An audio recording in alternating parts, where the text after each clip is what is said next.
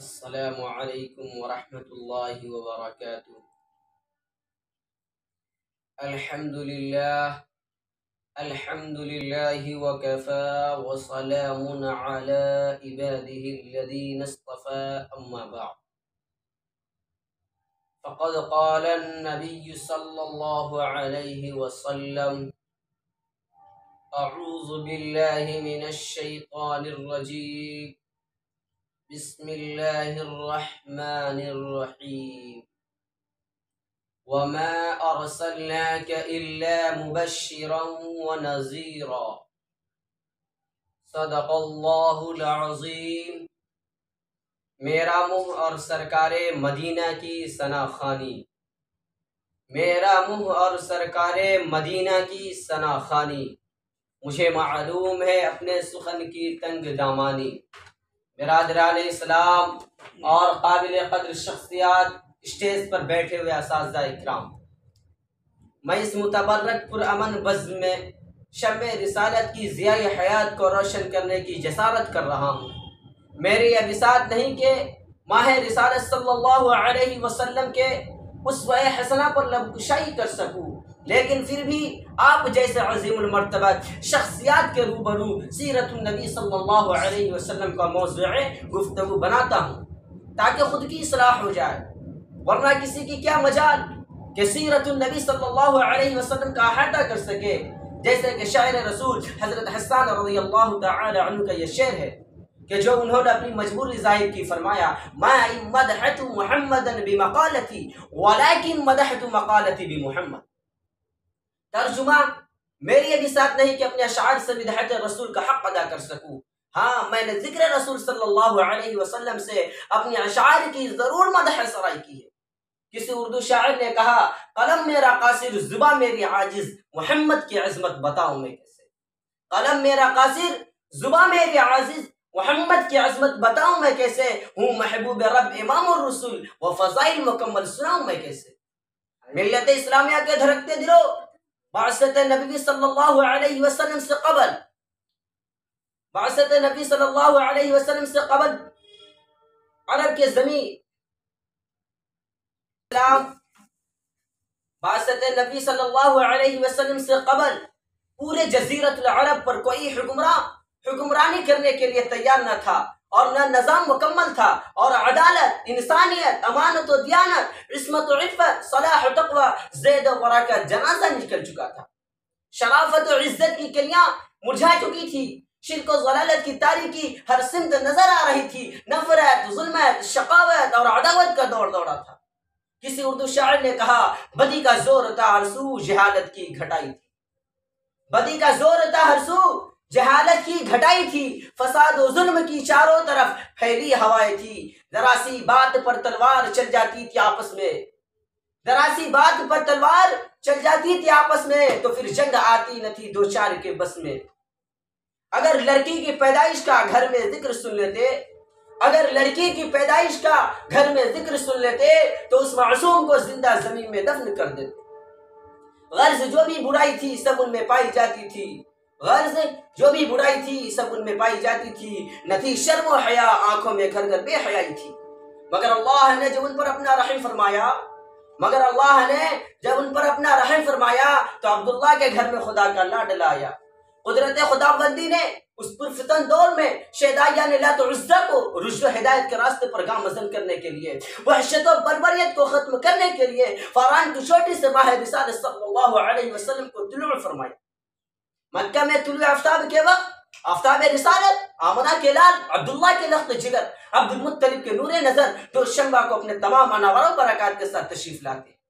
آپ ایسے وقت پیدا ہوئے جس سے لیل و نہار دونوں نے فیض حاصل کیا۔ سبحان اللہ سبحان اللہ، ایک عجیب ماحول ہے، نور ہی نور نظر آ رہا ہے، پورے مکہ میں انوار الہی کا نزول ہو رہا ہے، ظلمت کدا کفر کدا میں تہلکہ مچ گیا ہے۔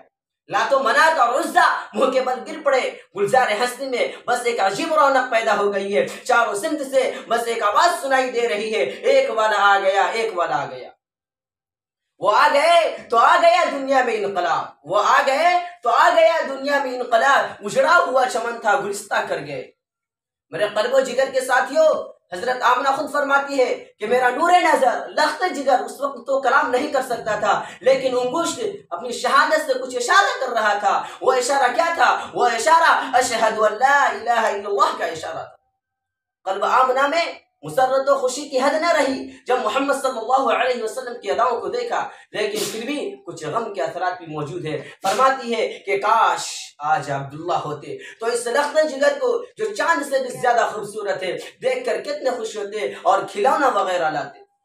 غیب سے آواز آتی ہے، اے آمنہ فکر مت کرو، میں اس کا رب ہوں، مربی بھی، استاذ بھی، میں ہوں سب کچھ اس کا۔ اگر یہ بچہ کھلونا مانگے تو چاند کو کھلونا بنا دوں گا، اگر سیر تفریح کو دل چاہے تو معراج میں بلا لوں گا، اور اگر کوئی شہادت طلب کرے تو پتھروں سے بھی کلمہ پڑھا دوں گا۔ اس کے بعد حضرت عبد المطلب آتے ہیں، سوال کرتے ہیں، اے آمنہ کوئی نام سوچا ہے؟ آمنہ کہتی ہے کہ جب سے یہ بچہ پیدا ہوا ہے زبان پر قابو ہے، نہ قلب پر، ذہن میں کئی نام آتے ہیں لیکن قلب میں یہ دستک ہوتی ہے کہ محمد صلی اللہ علیہ وسلم۔ عبد المطلب نے کہا سبحان اللہ سبحان اللہ، اے آمنہ اس نام کا اور اس نام کا بچہ میں نے پورے جزیرۃ العرب میں نہ دیکھا اور نہ سنا۔ آمنہ کہتی ہے کہ ابا جان آپ نے تو نام نہیں سنا ہوگا، اس جیسا بچہ پورے جزیرۃ العرب ہی کیا پورے دنیا میں موجود نہ ہوگا۔ یہ وہ بچہ ہے جس کی تعریف خود رب کائنات میں کرتا ہے، فرمایا وَرَفَعْنَا لَكَ ذِكْرَكَ۔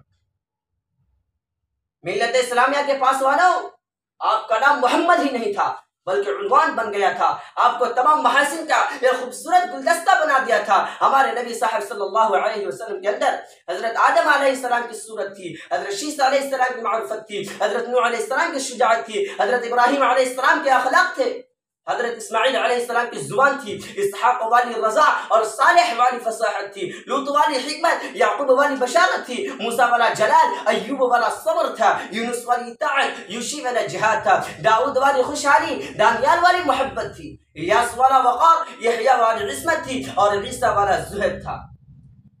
ہمارے نبی صاحب صلی اللہ علیہ وسلم سارے انبیاء علیہ السلام کا ایک خوبصورت گلدستہ ہے۔ اس کے بعد تقدیر حلیمہ کی جاگی رحمت کے بادل چھاتے ہیں، تقدیر حلیمہ کی جاگی رحمت کے بادل چھاتے ہیں، گھر جگمگ جگمگ ہوتا ہے، تشریف محمد لاتے ہیں۔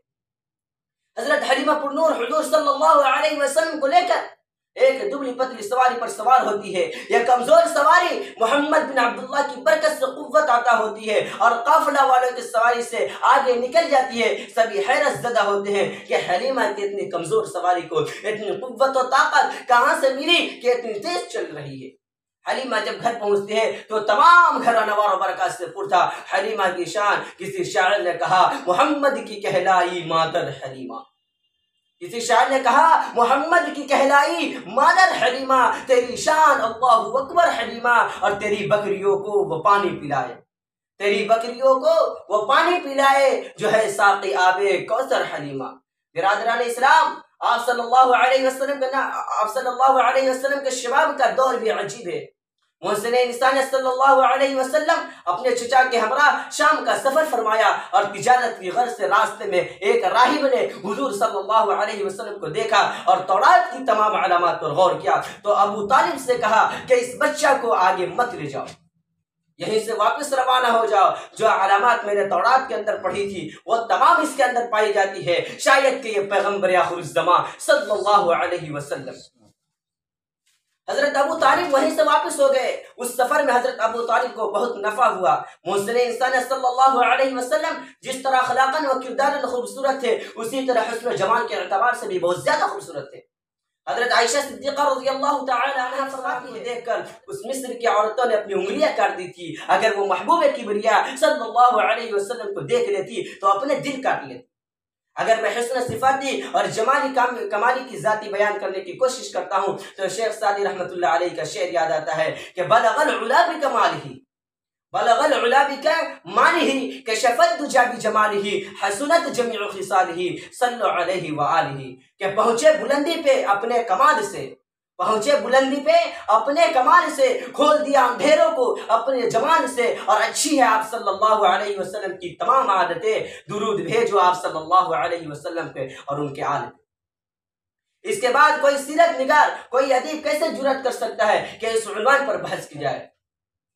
جب شمس و قمر نے، خاتم النبیین نے، ختم الرسل، آقا کل، ہادی سبل کو دیکھا کہ صحن چمن ہادی سبل کو دیکھا تو پکار اٹھے کہ صحن چمن کو اپنی بہاروں پہ ناز تھا، کہ صحن چمن کو اپنی بہاروں پہ ناز تھا، وہ آ گئے تو ساری بہاروں پہ چھا گئے۔ شہدائیان اسلام آپ صلی اللہ علیہ وسلم کو وحدیت دعوت کا یہ تربیت تھا کہ آپ نے شرک کدہ کو توحید کدہ بنا دیا، کفر کدہ کو عبادت کدہ بنا دیا، اور راہزن کو راہبر بنایا، پورے جزیرت العرب کو گلستہ بنا دیا، اسلام کا پرچم چاروں سمت لہراتے ہوئے نظر آنے لگا۔ اسلام کے غیور مسلمانوں، جتنے بھی سیرت نگاروں نے، مقرروں نے، خطیبوں نے، دانشوروں نے، ادیبوں نے سیرت رسول اکرم پر اپنی وسعت کے موافق کوشش کی، لیکن آخر میں یہ کہنے پر مجبور ہوئے کہ لا يمكن الثناء كما كان حقا، لا يمكن الثناء كما كان حقا بعد از خدا بزرگ۔ تو یہ قصہ مختصر۔ اللہ تعالی ہم سب کو حیات طیبہ کے نمونہ بنانے کی توفیق نصیب فرمائے، آمین۔ وآخر دعوانا ان الحمد للہ رب العالمین۔ السلام علیکم۔